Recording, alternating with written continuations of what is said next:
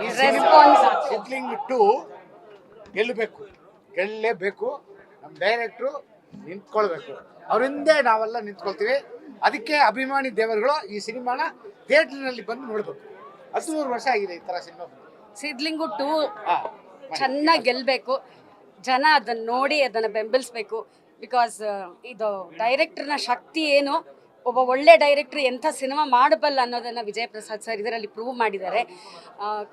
ಅವರ ಕೆಲವು ಸಿನಿಮಾಗಳನ್ನು ಅವರು ನೋಡಿ ಈ ಥರ ಮಾಡಬಾರ್ದು, ಬೇರೆ ಥರ ಮಾಡ್ತೀನಿ ನಾನು ಈ ಸಲ, ಅವರು ಪ್ರೆಸ್ ಮೀಟಲ್ಲೇ ಹೇಳಿದರು ಡಬಲ್ ಮೀನಿಂಗ್ ಇರೋದಿಲ್ಲ, ನಾನು ವಂಡರ್ಫುಲ್ ಮೀನಿಂಗ್ ಕೊಡ್ತೀನಿ ಅಂತ. ಅವ್ರ ಮಾತಿಗೆ ತಕ್ಕಂಗೆ ನಡ್ಕೊಂಡು ಬ್ಯೂಟಿಫುಲ್ಲಾಗಿ ಮಾಡಿದ್ದಾರೆ ಸಿನಿಮಾನ. ಒಬ್ಬ ಆರ್ಟಿಸ್ಟಾಗಿ ನಾನು ಆ ಪಾತ್ರನ ತುಂಬ ಎಂಜಾಯ್ ಮಾಡಿದ್ದೀನಿ. ಆ್ಯಂಡ್ ಯೋಗಿಗೆ ನಿಜವಾಗ್ಲೂ ತುಂಬ ಒಳ್ಳೆಯದಾಗಬೇಕು, ಅವ್ರು ಗೆಲ್ಲಬೇಕು.